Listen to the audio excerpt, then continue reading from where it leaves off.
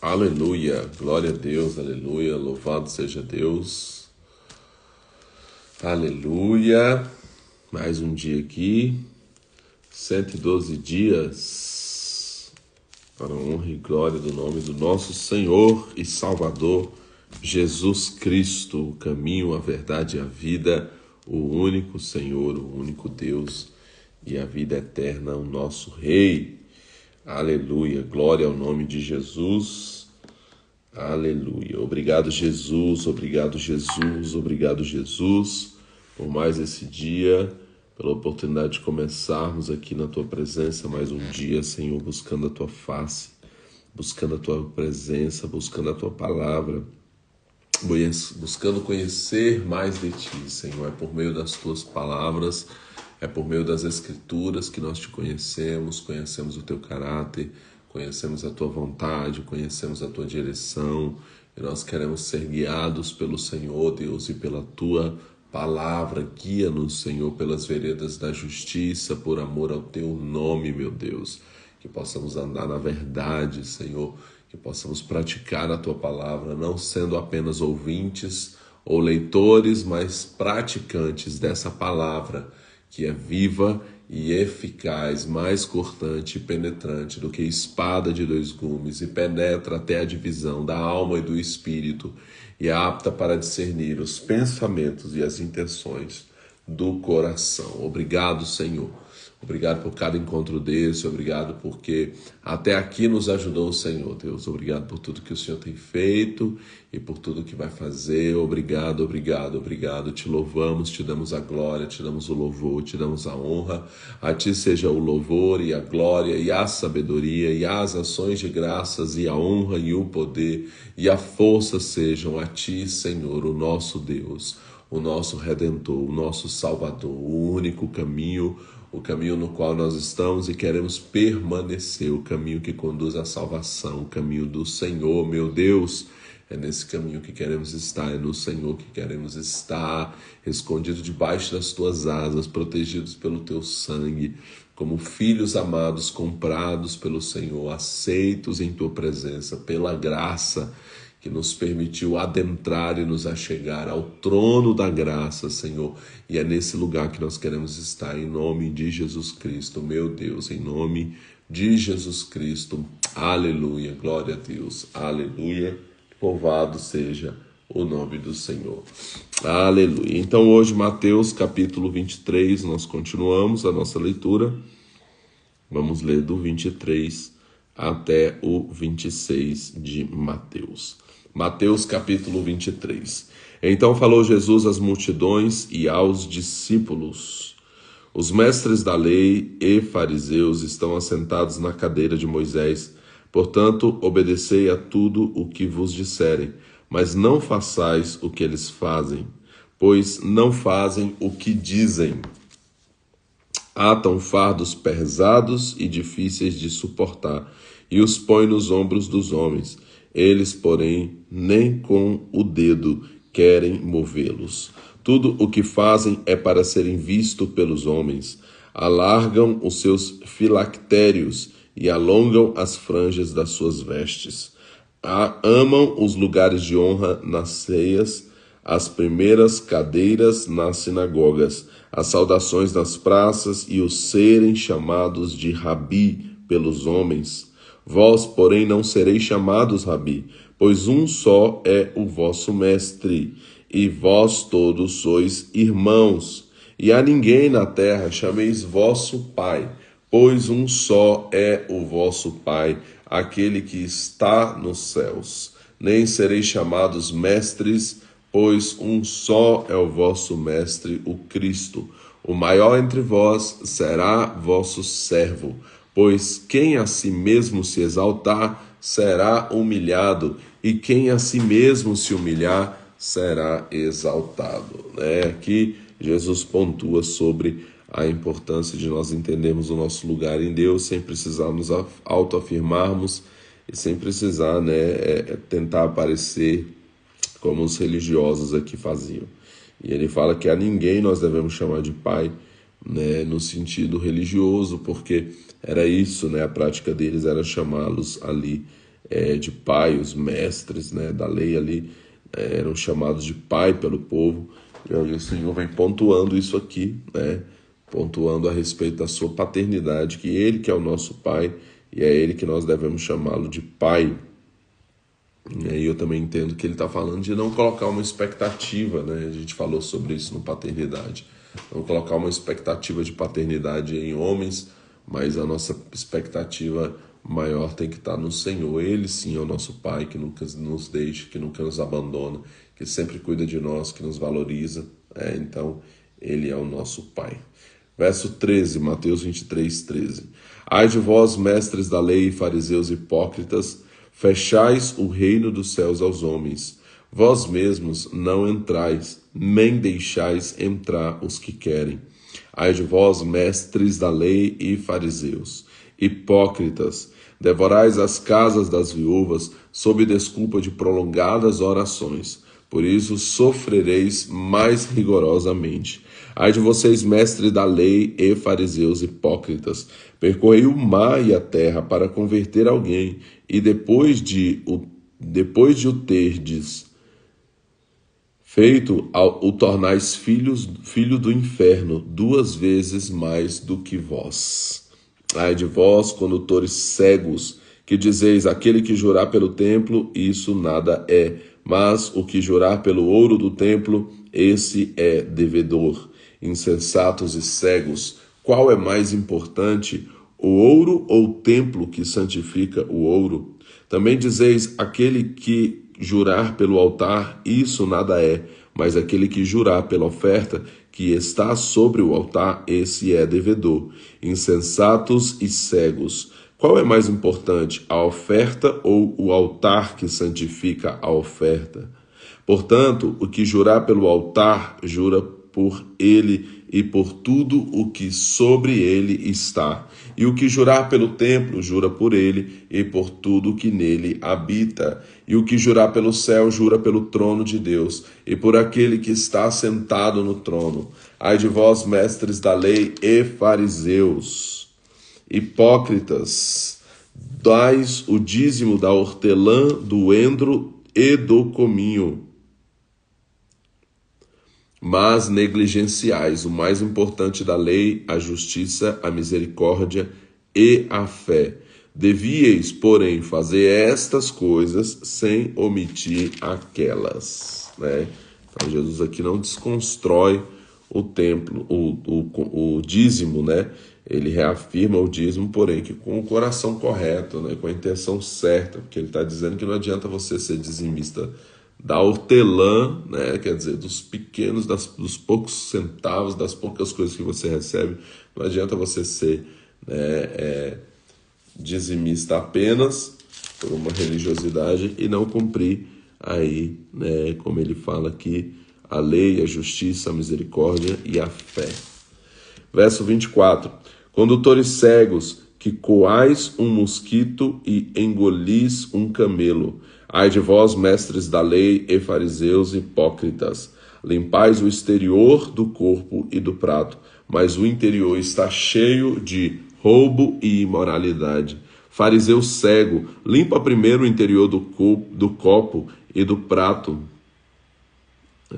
Era do copo, né? Vamos repetir o 25. Ai de vós, mestres da lei, fariseus hipócritas, limpais o exterior do copo e do prato, mas o interior está cheio de roubo e imoralidade. Fariseu cego, limpa primeiro o interior do copo e do prato, para que também o exterior fique limpo. Ai de vós, mestres da lei, fariseus hipócritas, sois semelhantes aos sepulcros caiados, que por fora realmente parecem formosos, mas por dentro estão cheios de ossos de mortos e de toda imundície. Assim também vós, exteriormente, pareceis justos aos homens, mas interiormente estáis cheios de hipocrisia e de iniquidade. Ai de vós, mestres da lei, fariseus hipócritas, construís os sepulcros dos profetas, adornais os monumentos dos justos, e dizeis, se estivéssemos vivos no tempo de nossos pais, não teríamos sido cúmplices no derramar sangue dos profetas. não teríamos sido cúmplices no derramar sangue dos profetas. Assim vós mesmos confirmais que sois filhos dos que mataram os profetas. Enchei-vos, pois, à medida de vossos pais. Serpentes, raça de víboras, como escapareis da condenação do inferno? Portanto, eu vos envio profetas, sábios e mestres da lei. A uns matareis e crucificareis, a outros açoitareis nas vossas sinagogas e os perseguireis de cidade em cidade. Assim recairá sobre vós todo o sangue justo derramado sobre a terra, desde o sangue do justo Abel até o sangue de Zacarias, filho de Baraquias, a quem matastes entre o santuário e o altar. Em verdade vos digo que todas essas coisas hão de vir sobre esta geração. Jerusalém, Jerusalém, que matas os profetas e apedrejas os que te são enviados. Quantas vezes quis eu juntar os teus filhos, como a galinha ajunta os teus pintinhos debaixo das asas, e tu não quisestes. Agora a vossa casa vos ficará deserta, pois eu vos digo que desde agora não me vereis mais, até que digais, bendito aquele que vem em nome do Senhor. Mateus capítulo 24. Jesus ia se retirando do templo quando se aproximaram dele os seus discípulos para lhe mostrarem a estrutura do templo. Ele, porém, lhes perguntou: não vedes tudo isso? Em verdade vos digo que não ficará aqui pedra sobre pedra que não seja derrubada.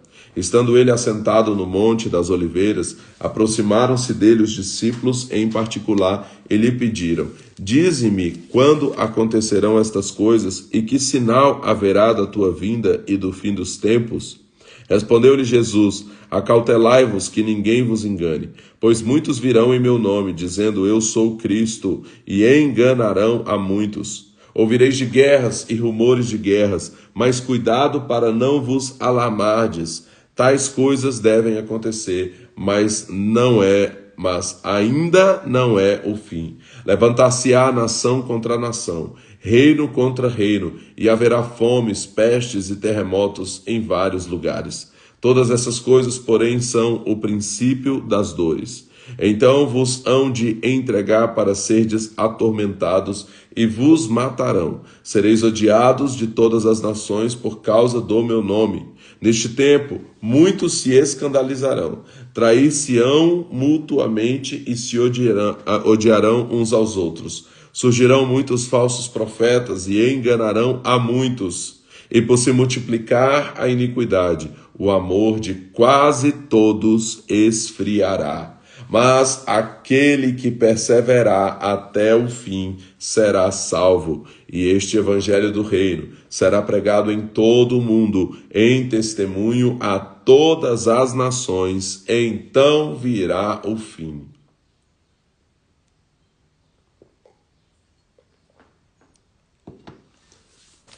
Mateus 24, verso 15. Portanto, quando virdes que a abominação da desolação de que falou o profeta Daniel está no lugar santo, quem lê entenda, então os que estiverem na Judéia fujam para os montes. Quem estiver sobre o telhado não desça a tirar alguma coisa de sua casa. Quem estiver no campo não volte atrás a buscar as suas roupas. Mas ai das que estiverem grávidas e das que amamentarem naqueles dias. Orai para que a vossa fuga não aconteça no inverno, nem no sábado. Pois haverá então grande aflição, como nunca houve desde o princípio do mundo até agora, nem haverá jamais. Se aqueles dias não fossem abreviados, nenhuma carne se salvaria. Mas por causa dos escolhidos serão abreviados aqueles dias. Então, se alguém vos disser, olhai, o Cristo está aqui ou ali, não acrediteis, pois aparecerão falsos cristos e falsos profetas e farão tão grandes sinais e prodígios que, se possível fora, enganariam até os escolhidos. Prestai atenção, eu vos aviso antecipadamente. Portanto, se vos disserem, olhai, ele está no deserto, não saiais, ou olhai, ele está no interior da casa, não acrediteis. Pois assim como o relâmpago sai do oriente e se mostra até o ocidente, assim será também a vinda do Filho do Homem. Onde estiver o cadáver, aí se juntarão os abutres. Logo depois da aflição daqueles dias, o sol escurecerá, a lua não dará a sua luz, as estrelas cairão do céu e os corpos celestes serão abalados. Então aparecerá no céu o sinal do Filho do Homem, e todos os povos da terra se lamentarão e verão o Filho do Homem vindo sobre as nuvens do céu, com poder e grande glória. E ele enviará os seus anjos com som muito forte de trombeta, os quais ajuntarão os seus escolhidos desde os quatro ventos, de uma a outra extremidade dos céus. Aprendei agora esta parábola da figueira. Quando já os seus ramos se renovam e brotam folhas, sabeis que está próximo o verão. Igualmente vós, quando virdes todas estas coisas, sabei que ele está próximo às portas. Em verdade vos digo que não passará esta geração sem que todas estas coisas aconteçam. O céu e a terra passarão, mas as minhas palavras jamais passarão. Quanto ao dia e à hora, ninguém sabe, nem os anjos do céu, nem o Filho, mas somente o Pai. Como foi nos dias de Noé, assim será também a vinda do Filho do Homem. Pois assim como nos dias anteriores ao dilúvio, comiam, bebiam, casavam e davam-se em casamento, até o dia em que Noé entrou na arca, e não o perceberam, até que veio o dilúvio e levou todos. Assim será também a vinda do Filho do Homem. Estando dois no campo, será levado um e deixado o outro. Estando duas moendo no moinho, será levada uma e deixada a outra. Portanto, vigiai, porque não sabeis a que hora há de vir o vosso Senhor. Entendei, pois, isso. Se o pai de família soubesse a que hora viria o ladrão, vigiaria e não deixaria que sua casa fosse arrombada. Por isso, estai vós também atentos, porque o Filho do Homem virá na hora em que não esperais. Quem é, pois, o servo fiel e prudente, a quem o Senhor encarregou da sua casa, para dar o sustento a seu tempo? Bem-aventurado aquele servo a quem o Senhor, quando vier, achar servindo assim.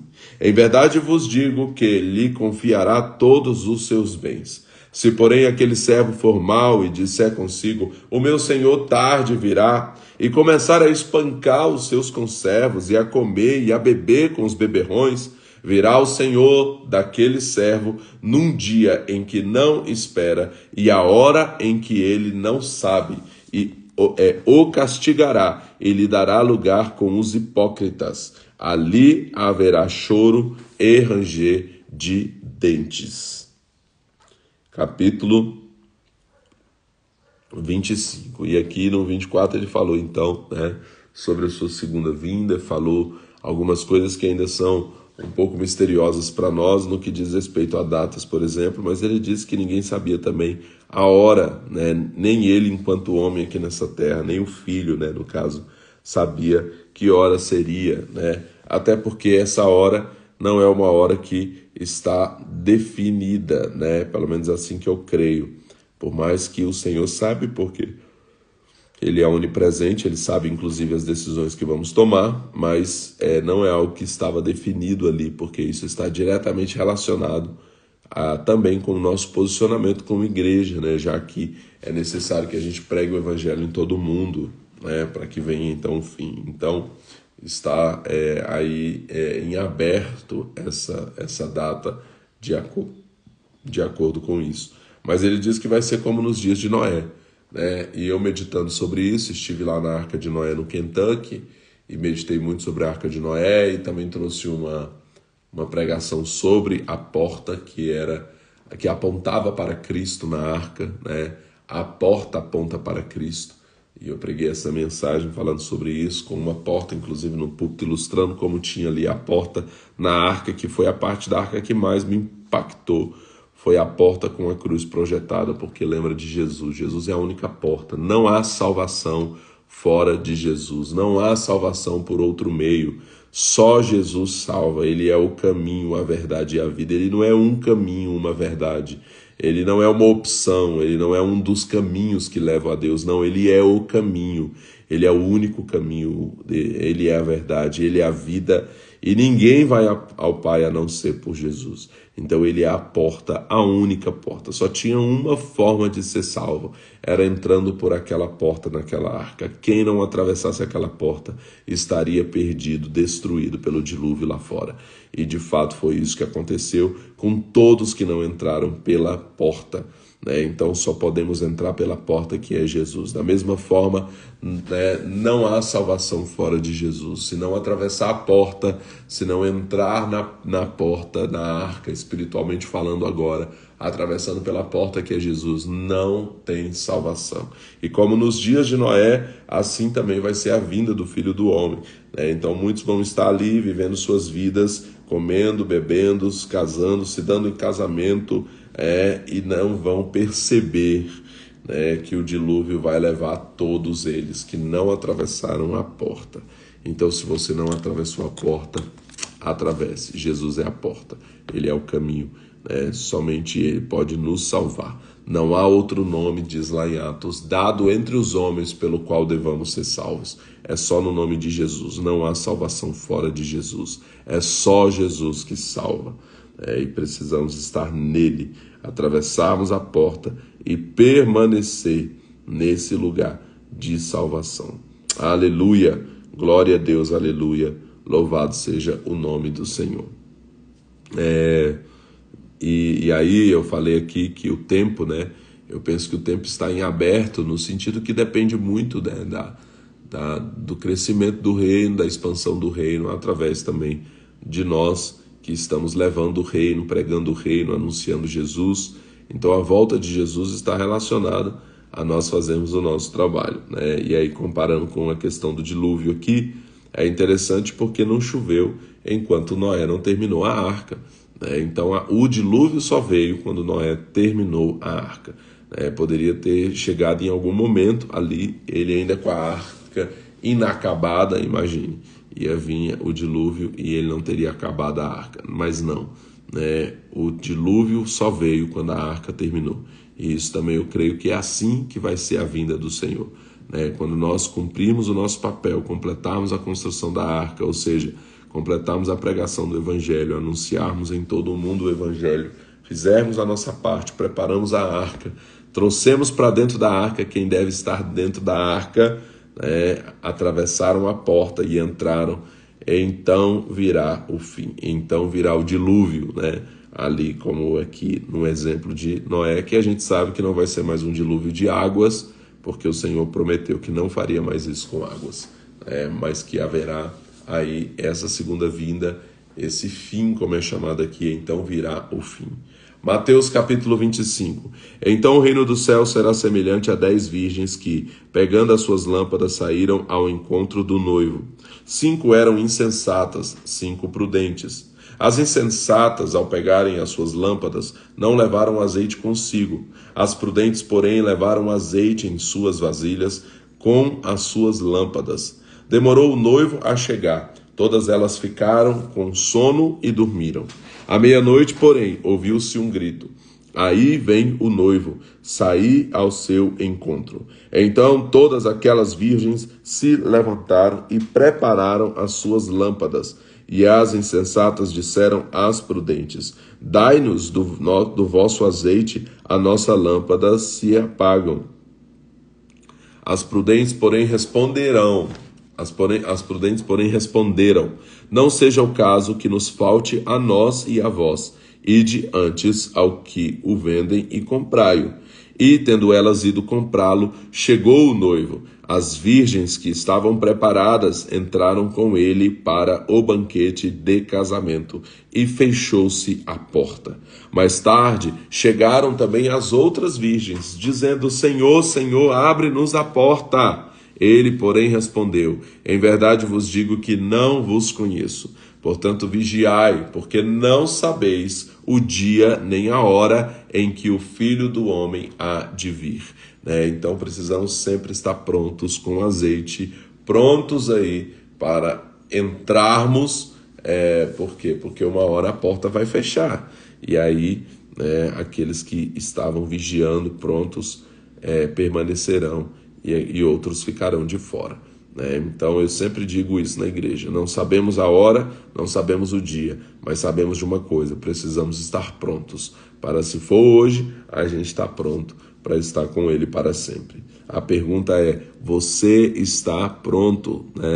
Então apronte-se e fique pronto, vigiando, porque a qualquer momento pode acontecer. A qualquer momento, inclusive, eu sempre digo isso, Jesus pode não voltar ainda coletivamente, pode levar mais um tempo para que isso aconteça, essa segunda vinda de Jesus, porém ele está voltando para pessoas o tempo inteiro. Então, todo momento, pessoas estão se encontrando com ele para sempre, ou seja, estão morrendo, e se encontrando com o Senhor, e terão que dar conta daquilo que estão fazendo. Então precisamos estar sempre prontos aí, sempre, prontos todos os dias, vigiando. Verso 14: Pois será como um homem que, ausentando-se do país, chamou seus servos e entregou-lhes os seus bens. A um deu 5 talentos, a outro 2, e a outro 1. A cada um conforme a sua capacidade. Então partiu. Deus nos entrega conforme a nossa capacidade de receber. E nos pede conta não daquilo que não nos deu, mas daquilo que nos entregou.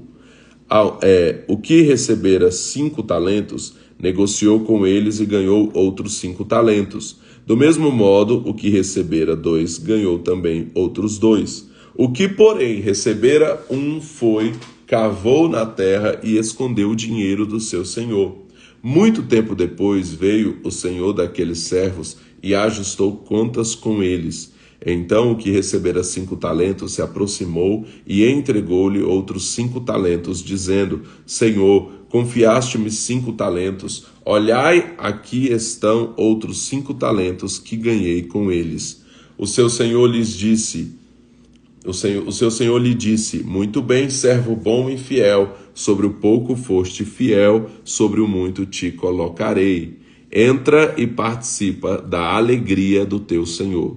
Chegando também o que tinha recebido 2 talentos, disse: Senhor, entregaste-me 2 talentos, olha, com eles ganhei outros 2. Disse-lhe o seu senhor: Muito bom, muito bem, bom e fiel servo.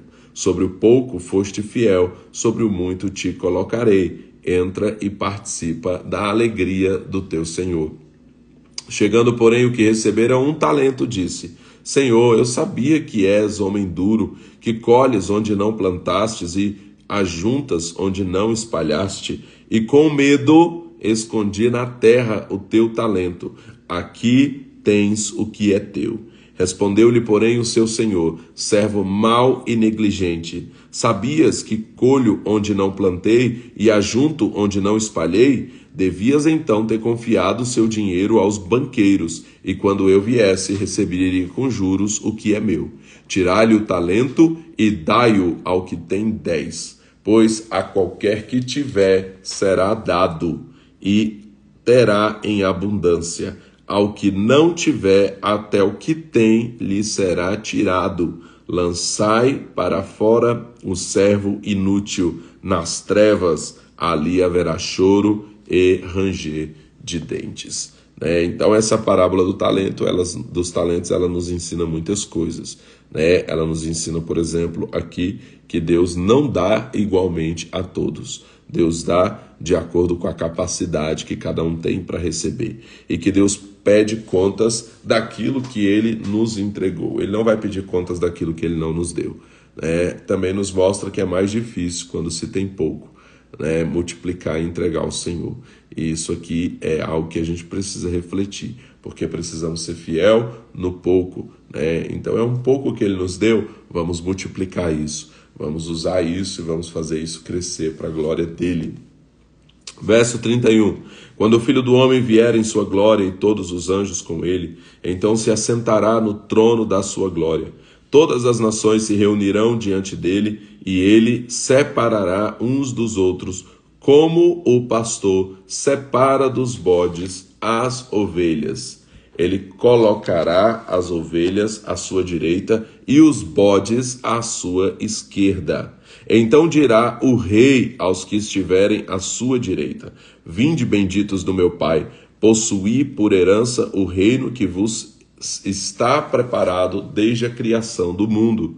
Pois tive fome e me destes de comer, tive sede e me deste de beber, era estrangeiro e me acolhestes, estava nu e me vestistes, estive enfermo e cuidaste de mim, preso e me visitastes. Então perguntarão os justos: Senhor, quando te vimos com fome e te demos de comer, ou com sede e te demos de beber? E quando te vimos estrangeiro e te acolhemos, ou nu e te vestimos? E quando te vimos enfermo ou preso e fomos visitar-te? Responderá o rei: em verdade vos digo que, quando o fizestes a um destes meus pequeninos irmãos, a mim o fizestes. Então dirá também aos que estiverem à sua esquerda: apartai-vos de mim, malditos, para o fogo eterno, preparado para o diabo e seus anjos. Pois tive fome e não me destes de comer, tive sede e não me destes de beber, fui estrangeiro e não me acolhestes, estive nu e não me vestistes, enfermo e preso e não me visitastes. Então eles também lhe responderão: Senhor, quando te vimos com fome ou com sede, ou estrangeiro, ou nu, ou enfermo, ou preso, e não te servimos? Então lhes responderá: em verdade vos digo que todas as vezes que o deixastes de fazer a um destes pequeninos, foi a mim que o deixastes de fazer. E irão estes para o castigo eterno, mas os justos para a vida eterna. Mateus capítulo 26. Quando Jesus terminou de dizer todas estas coisas, disse aos discípulos: sabei que daqui a 2 dias é a Páscoa, e o Filho do Homem será entregue para ser crucificado. Então os principais sacerdotes, os mestres da lei e os líderes religiosos do povo reuniram-se na sala do sumo sacerdote chamado Caifás e decidiram prender Jesus à traição e matá-lo. Diziam, porém, não durante a festa, para não haver tumulto entre o povo. Estando Jesus em Betânia, na casa de Simão, o leproso, aproximou-se dele uma mulher com um vaso de alabastro, cheio de precioso perfume, que lhe derramou sobre a cabeça, quando ele estava sentado à mesa. Ao verem isso, os discípulos se indignaram, dizendo: para que esse desperdício? Este perfume podia ser vendido por muito dinheiro e dar-se aos pobres. Jesus, porém, conhecendo isso, disse-lhes: por que perturbais esta mulher? Ela praticou uma boa ação para comigo. Sempre tereis convosco os pobres, mas a mim não tereis sempre. Ora, derramando ela este perfume sobre o meu corpo, ela o fez preparando-me para o meu sepultamento. Em verdade vos digo que, onde quer que este evangelho for anunciado em todo o mundo, também será contado o que ela fez, para memória sua. E estamos aqui contando isso, quase 2000 anos depois, contando como essa mulher serviu a Jesus, honrou a Jesus com aquilo que ela tinha de mais caro e precioso. Verso 14. Então um dos 12, chamado Judas Iscariotes, foi ter com os principais sacerdotes e disse: Que me dareis para que eu o entregue a vós? E pagaram-lhe 30 moedas de prata. Desde então Judas buscava oportunidade para o entregar.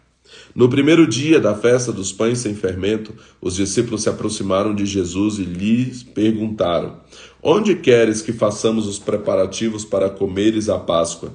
Respondeu-lhes ele: Ide à cidade, ter com certo homem, e diz-lhe: O mestre diz: O meu tempo está próximo. Em tua casa celebrarei a Páscoa com os meus discípulos. Os discípulos fizeram como Jesus lhes ordenara e prepararam a Páscoa. Chegando à tarde, assentou-se à mesa com os 12.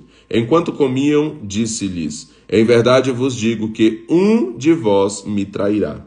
E eles, entristecendo-se muito, começaram um por um a perguntar-lhe: Por acaso sou eu, Senhor? Respondeu-lhes: O que come comigo no mesmo prato, esse me trairá. Em verdade, o Filho do Homem vai, como acerca dele está escrito. Mas ai daquele por quem o Filho do Homem é traído. Melhor seria se não tivesse nascido. Então perguntou-lhe Judas, o que o traía.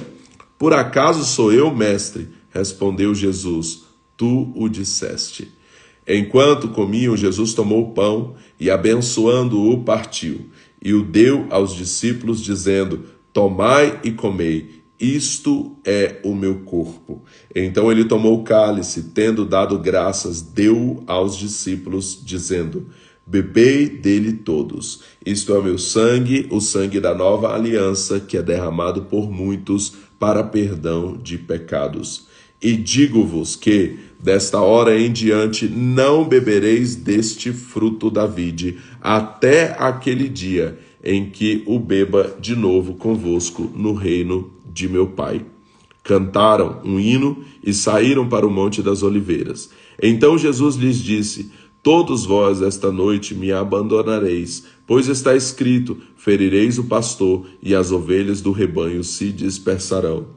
Depois de ressuscitar, porém, irei adiante de vós para a Galiléia. Pedro lhe disse: Ainda que todos te abandonem, eu nunca te abandonarei. Disse-lhe Jesus: Em verdade te digo que esta mesma noite, antes que o galo cante, 3 vezes me negarás. Disse-lhe Pedro: Ainda que me seja necessário morrer contigo, nunca te negarei. E todos os discípulos disseram o mesmo. Então Jesus foi com eles a um lugar chamado Getsêmani e disse a seus discípulos: Assentai-vos aqui enquanto vou ali orar. Levando consigo Pedro e os 2 filhos de Zebedeu, começou a entristecer-se e a angustiar-se muito.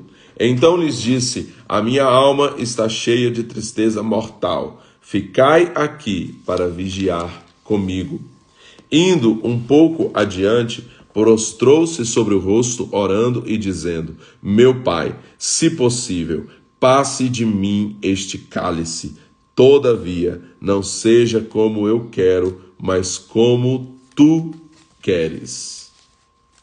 Então aqui Jesus chegou ao ápice da agonia, né? Dizendo que a sua alma estava cheia de tristeza mortal e pedindo ao Pai que passasse dele aquele cálice, né? Então a sua humanidade aqui falou, né? Pedindo para que o livrasse de todo aquele sofrimento. Verso 40. Quando voltou, achou seus discípulos dormindo e perguntou a Pedro: Nem uma hora pudestes vigiar comigo? Vigiai e orai, para que não entreis em tentação. Na verdade, o espírito está pronto, mas a carne é fraca. Indo pela 2ª vez, orou dizendo: Meu Pai, se este cálice não pode passar de mim sem que eu beba, faça-se a tua vontade. Repetindo, 42, Jesus, vamos lá, 42, repetindo. Indo pela 2ª vez, orou dizendo: Meu Pai, se este cálice não pode passar de mim, sem que eu beba, faça-se a tua vontade. Quando voltou, achou-os outra vez dormindo, porque os seus olhos estavam pesados. Verso 44. Deixou-os novamente e foi orar pela terceira vez, dizendo as mesmas palavras. Então voltou para os discípulos e lhes disse: ainda dormis e descansais? Olhai, é chegada a hora, e o Filho do Homem será entregue nas mãos de pecadores. Levantai-vos, partamos, vede, o traidor se aproxima. Enquanto ainda falava, chegou Judas, um dos 12, e com ele grande multidão com espadas e varas, enviada pelos principais sacerdotes e pelos líderes religiosos do povo. O seu traidor dera-lhes um sinal, dizendo: o que eu beijar é esse, prendei-o. E logo, aproximando-se de Jesus, lhe disse: eu te saúdo, mestre, e o beijou. Jesus, porém, lhe disse: amigo, para que vieste? Então, aproximando-se eles, agarraram Jesus e o prenderam. Um dos que estavam com Jesus, estendendo a mão, puxou da espada e feriu o servo do sumo sacerdote, cortando-lhe uma orelha. Então Jesus lhe disse: guarda a tua espada, pois todos os que usarem a espada morrerão. Ou pensais tu que eu não poderia agora orar a meu Pai, e ele me mandaria imediatamente mais de 12 legiões de anjos? Como, pois, se cumpririam as Escrituras que dizem que assim deve acontecer? Então disse Jesus à multidão: saíste com espadas e varas para prender-me como a um assaltante? Todos os dias eu me assentava convosco ensinando no templo e não me prendestes. Tudo isso, porém, aconteceu para que se cumprissem as Escrituras dos profetas. Então todos os discípulos o abandonaram e fugiram. Os que prendiam Jesus conduziram-no à casa do sumo sacerdote. Os que prenderam, verso 57, os que prenderam Jesus conduziram-no à casa do sumo sacerdote Caifás, onde os mestres da lei e os líderes religiosos estavam reunidos. Pedro, porém, o seguiu de longe até o pátio do sumo sacerdote e, entrando, assentou-se entre os guardas para ver o fim. Ora, os principais sacerdotes e todo o sinédrio buscavam falso testemunho contra Jesus para condená-lo à morte, e não o acharam. Apesar de se terem apresentado muitas testemunhas falsas, finalmente chegaram duas afirmando: este disse: eu posso derrubar o templo de Deus e reconstruí-lo em 3 dias. Então levantou-se o sumo sacerdote e perguntou a Jesus: nada responde a essas acusações? Jesus, porém, guardou silêncio. E o sumo sacerdote lhe disse: exijo pelo Deus vivo que nos diga se tu és o Cristo, o Filho de Deus. Respondeu-lhe Jesus: tu o disseste. Eu, porém, vos digo que em breve vereis o Filho do Homem assentado à direita do Todo-Poderoso, vindo sobre as nuvens do céu. Então o sumo sacerdote rasgou as suas vestes e disse: blasfemou! Para que precisamos ainda de testemunhas? Vós bem ouvistes a sua blasfêmia. Que vos parece? E eles responderam: é réu de morte. Então uns cuspiram-lhe no rosto e lhes davam murros, e outros o esbofeteavam, dizendo: profetiza-nos, ó Cristo, quem foi que te bateu? Pedro estava sentado fora, no pátio, e aproximou-se dele uma criada e lhe disse: tu também estava com Jesus, o Galileu. Pedro, porém, negou diante de todos, dizendo: não sei o que dizes. E, saindo para o pórtico, outra criada o viu e disse aos que ali estavam: este também estava com Jesus de Nazaré. Ele negou outra vez com juramento: não conheço esse homem. Logo depois, aproximando-se,